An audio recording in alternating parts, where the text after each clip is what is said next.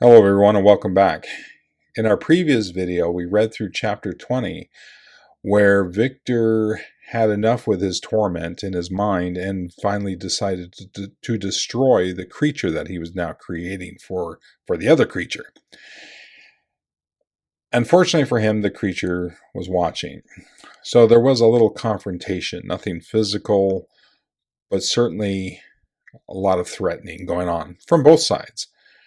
I think Victor would lose, but this is where the confrontation ended and the monster or the creature took off and sailed away swiftly like an arrow. Victor then gets rid of all the parts that he collected for this creature and winds up sailing onto some unknown location where the townspeople are all looking at him, and he's taken to their magistrate to answer to a man who was murdered the night before.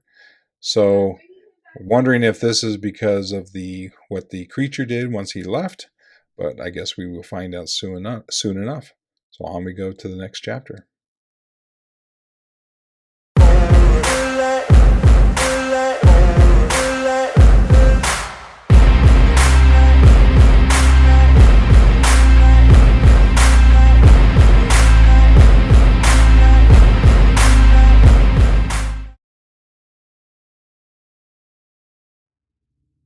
Chapter 21. I was soon introduced into the presence of the magistrate, an old, benevolent man with calm and mild manners. He looked upon me, however, with some degree of severity, and then turning towards my conductors, he asked who appeared as witnesses on this occasion. About half a dozen men came forward, and one being selected by the magistrate, he deposed that he had been out fishing the night before with his son and brother-in-law, Daniel Nugent. When about 10 o'clock they observed a strong northerly blast rising, and they accordingly put in for a port. It was a very dark night, as the moon had yet not risen. They did not land at the harbor, but as they had been accustomed, at a creek about 2 miles below. He walked on first, carrying a part of the fishing tackle, and his companions followed him at some distance. As he was proceeding along the sands, he struck his foot against something and fell at his length on the ground. His companions came up to assist him, and by the light of their lantern they found that he had fallen on the body of a man, who was to all appearance dead. Their first supposition was that it was the corpse of some person who had been drowned and was thrown on the shore by the waves, but on examination they found that the clothes were not wet, and even that the body was not then cold. They instantly carried it to the cottage of an old woman near the spot and endeavored, but in vain, to restore it to life. It appeared to be a handsome young man, about 25 years of age. He had apparently been strangled, for there was no sign of any violence except the black mark of fingers on his neck. The first part of this deposition did not in the least interest me, but when the mark of the fingers was mentioned, I remembered the murder of my brother and felt myself extremely agitated. My limbs trembled, and a mist came over my eyes, which obliged me to lean on a chair for support. The magistrate observed me with a keen eye, and of course drew an unfavorable augury from my manner. The son confirmed his father's account, but when Daniel Nugent was called, he swore positively that just before the fall of his companion, he saw a boat, with a single man in it, at a short distance from the shore. And as far as he could judge by the light of a few stars, it was the same boat in which I had just landed. A woman deposed that she lived near the beach and was standing at the door of her cottage, waiting for the return of the fisherman. About an hour before she heard of the discovery of the body, when she saw a boat with only one man in it push off from that part of the shore where the corpse was afterwards found. Another woman confirmed the account of the fisherman having brought the body into her house. It was not cold. They put it into a bed and rubbed it, and Daniel went to the town for an apothecary, but life was quite gone.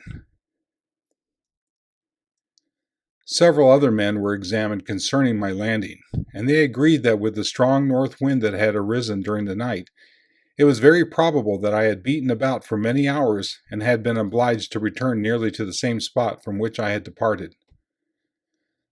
Besides, they observed that it appeared that I had brought the body from another place, and it was likely that as I did not appear to know the shore, I might have put into the harbors ignorant of the distance of the town from the place where I had deposited the corpse. Mr. Kerwin, on hearing this evidence, desired that I should be taken into the room where the body lay for interment, that it might be observed what effect the sight of it would produce upon me. This idea was probably suggested by the extreme agitation I exhibited when the mode of the murder had been described. I was accordingly conducted, by the magistrate and several other persons, to the inn. I could not help being struck by the strange coincidences that had taken place during this eventful night, but knowing that I had been conversing with several persons in the island I inhabited about the time that the body had been found, I was perfectly tranquil as to the consequences of the affair. I entered the room where the corpse lay and was led up to the coffin. How can I describe my sensations of beholding it? I feel yet parched with horror, nor can I reflect on that terrible moment without shuddering and agony. The examination, the presence of the magistrate and witnesses passed like a dream from my memory when I saw the lifeless form of Henry Clerval stretched before me. I gasped for breath, and throwing myself on the body, I exclaimed, "Have my murderous machinations deprived you also, my dearest Henry, of life? 2. I have already destroyed. Other victims await their destiny, but you, Clerval, my friend, my benefactor." The human frame could no longer support the agonies that I endured, and I was carried out of the room in strong convulsions. A fever succeeded to this. I lay for 2 months on the point of death. My ravings, as I afterwards heard, were frightful. I called myself the murderer of William, of Justine, and of Clerval. Sometimes I entreated my attendants to assist me in the destruction of the fiend by whom I was tormented, and at others I felt the fingers of the monster already grasping my neck, and screamed aloud with agony and terror. Fortunately, as I spoke my native language, Mr. Kerwin alone understood me, but my gestures and bitter cries were sufficient to affright the other witnesses. Why did I not die? More miserable than man ever was before, why did I not sink into forgetfulness and rest? Death snatches away many blooming children, the only hopes of their doting parents. How many brides and youthful lovers have been one day in the bloom of health and hope, and the next a prey for worms and the decay of the tomb? Of what materials was I made that I could thus resist so many shocks, which, like the turning of the wheel, continually renewed the torture? But I was doomed to live and in 2 months found myself as awaking from a dream, in a prison, stretched on a wretched bed, surrounded by jailers, turnkeys, bolts, and all the miserable apparatus of a dungeon. It was morning. I remember when I thus awoke to understanding, I had forgotten the particulars of what had happened, and only felt as if some great misfortune had suddenly overwhelmed me. But when I looked around and saw the barred windows and the squalidness of the room in which I was, all flashed across my memory, and I groaned bitterly. This sound disturbed an old woman who was sleeping in a chair beside me. She was a hired nurse, the wife of one of the turnkeys, and her countenance expressed all those bad qualities which often characterize that class. The lines of her face were hard and rude, like that of persons accustomed to see without sympathizing in sights of misery. Her tone expressed her entire indifference. She addressed me in English, and the voice struck me as one that I had heard during my sufferings. "Are you better now, sir?" said she. I replied in the same language with a feeble voice. "I believe I am, but if it be all true, if indeed I did not dream, I am sorry that I am still alive to feel this misery and horror." "For that matter," replied the old woman, "if you mean about the gentleman you murdered, I believe that it were better for you if you were dead, for I fancy it will go hard with you. However, that's none of my business. I am sent to nurse you and get you well. I do my duty with a safe conscience. It were well if everybody did the same." I turned with loathing from the woman who could utter so unfeeling a speech to a person just saved on the very edge of death, but I felt languid and unable to reflect on all that had passed. The whole series of my life appeared to me as a dream. I sometimes doubted if indeed it were all true, for it never presented itself to my mind with the force of reality. As the images that floated before me became more distinct, I grew feverish. A darkness pressed around me. No one was near me who soothed me with a gentle voice of love. No dear hand supported me. The physician came and prescribed medicines, and the old woman prepared them for me. But utter carelessness was visible in the first, and the expression of brutality was strongly marked in the visage of the second. Who could be interested in the fate of a murderer but the hangman who would gain his fee? These were my first reflections, but I soon learned that Mr. Kerwin had shown me extreme kindness. He had caused the best room in the prison to be prepared for me. Wretched indeed was the best, and it was he who had provided a physician and a nurse. It is true, he seldom came to see me, for although he ardently desired to relieve the sufferings of every human creature, he did not wish to be present at the agonies and miserable ravings of a murderer. He came, therefore, sometimes to see that I was not neglected, but his visits were short and with long intervals. One day while I was gradually recovering, I was seated in a chair, my eyes half open and my cheeks livid with those in death, like those in death. I was overcome by gloom and misery, and often reflected I had better seek death than desire to remain in a world which to me was replete with wretchedness. At one time I considered whether I should declare myself guilty and suffer the penalty of the law, less innocent than poor Justine had been. Such were my thoughts when the door of my apartment was open, and Mr. Kerwin entered. His countenance expressed sympathy and compassion. He drew a chair close to mine and addressed me in French. "I fear that this place is very shocking to you. Can I do anything to make you more comfortable?" "I thank you, but all that you mention is nothing to me. On the whole earth there is no comfort which I am capable of receiving." "I know that the sympathy of a stranger can be but of little relief to one borne down as you are, by so strange a misfortune. But you will, I hope, soon quit this melancholy abode, for doubtless evidence can easily be brought to free you from the criminal charge." "That is the least concern. I am, by a course of strange events, become the most miserable of mortals. Persecuted and tortured as I am, and have been, can death be any evil to me?" "Nothing, indeed, could be more unfortunate and agonizing than the strange chances that have lately occurred. You were thrown by some surprising accident on this shore, renowned for its hospitality, seized immediately and charged with murder. The first sight that was presented to your eyes was the body of your friend, murdered in so unaccountable a manner and placed, as it were, by some fiend across your path." As Mr. Kerwin said this, notwithstanding the agitation I endured on this retrospect of my sufferings, I also felt considerable surprise at the knowledge he seemed to possess concerning me. I suppose some astonishment was exhibited in my countenance, for Mr. Kerwin hastened to say, "Immediately upon being taken ill, all the papers that were on your person were brought to me, and I examined them that I might discover some trace by which I could send to your relations an account of your misfortune and illness. I found several letters, and among them one which I discovered from its commencement to be from your father.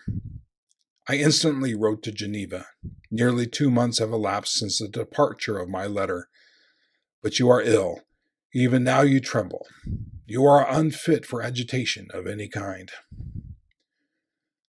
This suspense is 1,000 times worse than the most horrible event. Tell me what new scene of death has been acted, and whose murder I am now to lament."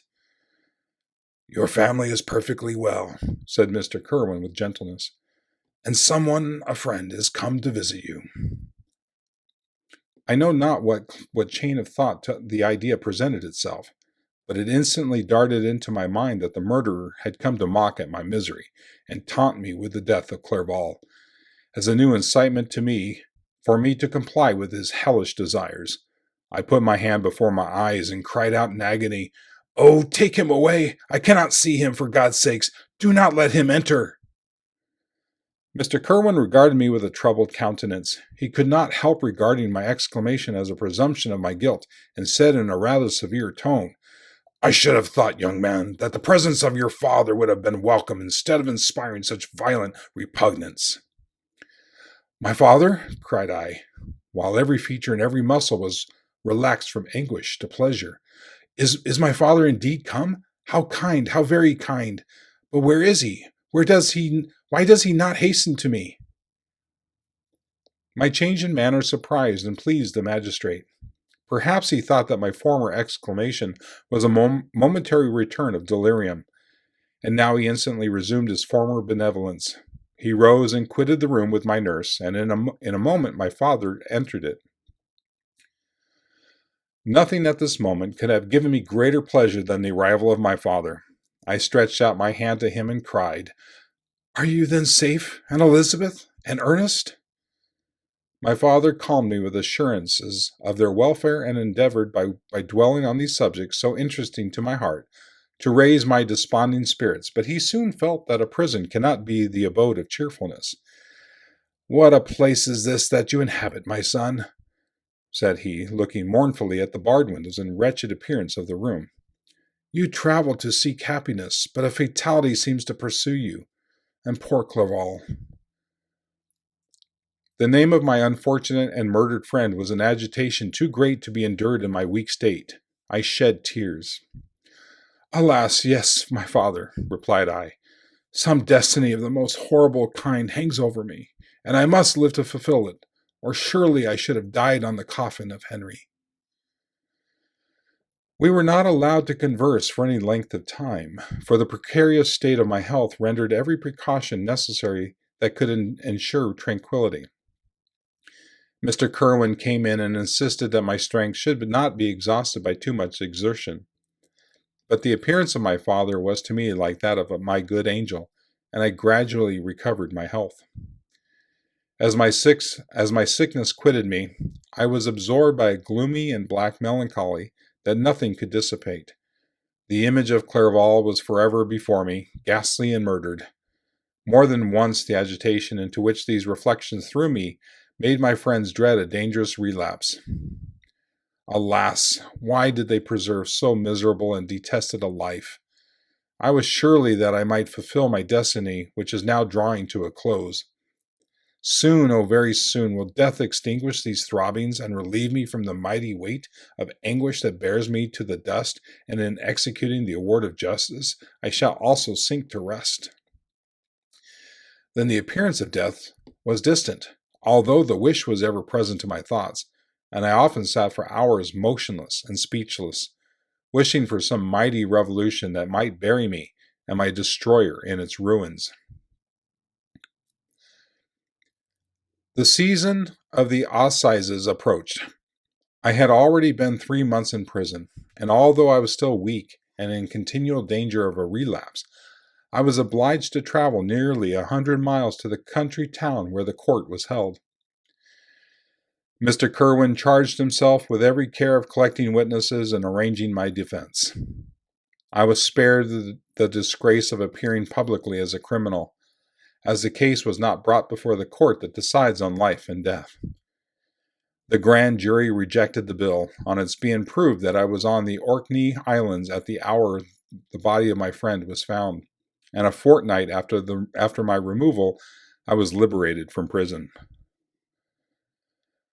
My father was enraptured on finding me freed from the vexations of a criminal charge, that I was again allowed to breathe a fresh atmosphere and permitted to return to my native country. I did not participate in these feelings. For me, the walls of a dungeon or a palace were alike hateful. The cup of life was poisoned forever, and although the sun shone upon me, as upon the happy and gay of heart, I saw around me nothing but a dense and frightful darkness, penetrated by no light but the glimmer of two eyes that glared upon me. Sometimes they were the expressive eyes of Henry, languishing in death, the dark orbs nearly covered by the lids and the long black lashes that fringed them. Sometimes it was the watery, clouded eyes of the monster, as I first saw them in my chamber at Ingolstadt. My father tried to awaken in me the feelings of affection. He talked of Geneva, which I should soon visit, of Elizabeth and Ernest, but these words only drew deep groans from me. Sometimes, indeed, I felt a wish for happiness, and thought with melancholy delight of my beloved cousin, or longed with a devouring mal du pays to see once more the blue lake and rapid Rhone that had been so dear to me in my early childhood. But my general state of feeling was torpor, in which a prison was as welcome a residence as the divinest scene in nature. And these fits were seldom interrupted, but by paroxysms of anguish and despair. At these moments I often endeavored to put an end to the existence I loathed, and it required unceasing attendance and vigilance to restrain me from committing some dreadful act of violence. Yet one duty remained to me, the recollection of which finally triumphed over my selfish despair. It was necessary that I should return without delay to Geneva, there to watch over the lives of those I so fondly loved, and to lie in wait for the murderer, that if any chance led me to the place of his concealment, or if he dared again to blast me by his presence, I might with unfailing aim put an end to the existence of the monstrous image which I had endued with the mockery of a soul still more monstrous. My father still desired to delay our departure, fearful that I could not sustain the fatigues of journey, for I was a shattered wreck, the shadow of a human being. My strength was gone. I was a mere skeleton, and fever night and day preyed upon my wasted frame. Still, as I urged our leaving Ireland with such inquietude and impatience, my father thought it best to yield. We took our passage on board a vessel bound for the Havre de Grace, and sailed with a fair wind from the Irish shores. It was midnight. I lay on the deck looking at the stars and listening to the dashing of the waves. I hailed the darkness that shut Ireland from my sight, and my pulse beat with a feverish joy when I reflected that I should soon see Geneva. The past appeared to me in the light of a frightful dream. Yet the vessel in which I was, the wind that blew me from the detested shore of Ireland, and the sea which surrounded me, told me too forcibly that I was deceived by no vision, and that Clerval, my friend and dearest companion, had fallen a victim to me and the monster of my creation. I repassed in my memory my whole life, my quiet happiness while residing with my family in Geneva. The death of my mother and my departure for Ingolstadt, I remembered shuddering the mad enthusiasm that hurried me onto the creation of my hideous enemy, and I called to mind the night in which he first lived. I was unable to pursue the train of thought. 1,000 feelings pressed upon me, and I wept bitterly. Ever since my recovery from the fever, I had been in the custom of taking every night a small quantity of laudanum, for it was by means of this drug only that I was enabled to gain the rest necessary for the preservation of life. Oppressed by the recollection of my various misfortunes, I now swallowed double my usual quantity and soon slept profoundly. But sleep did not afford me respite from thought and misery. My dreams presented 1,000 objects that scared me. Towards morning I was possessed by a kind of nightmare. I felt the fiend's grasp in my neck and could not free myself from it. Groans and cries rang in my ears. My father, who was watching over me, perceiving my restlessness, awoke me, The dashing waves were around, the cloudy sky above. The fiend was not here. A sense of security, a feeling that a truce was established between the present hour and the irresistible, disastrous future imparted to me a kind of calm forgetfulness, of which the human mind is by its structure peculiarly susceptible. So, Victor is brought before a magistrate to answer to the murder of this young man that they found, and turns out to be Clerval. Witnesses that brought forth their testimony describe seeing a man drop off the body and leave again. Kind of everything that seemed to mimic what happened with Victor when he arrived. The magistrate wanted him to see the body, and upon seeing that it was Clerval, Victor became very ill and went into convulsions. So he was put into prison or jail, and after a few months tried to be recovered enough to go to his trial. And the magistrate, Mr. Kerwin, helped with his defense and was able to get him off the charge. So he was no longer charged and was freed to go. And during this time, his father had arrived after receiving a letter from Mr. Kerwin, and tried to help him and basically wanting him to come back to Geneva, which Victor definitely wanted to do, because he knew that he needed to go back and protect his loved ones, because he knew the creature would go there next. And this is where the confrontation is supposed to take place, right? So Victor's going to be looking for him. The creature is undoubtedly going to be looking for someone else that's close to Victor to kill. So the chapter ends with that. They're on their way, or he's on their way. I assume they're together, and leaving Ireland and now heading back to Geneva. So on to the next part of the story.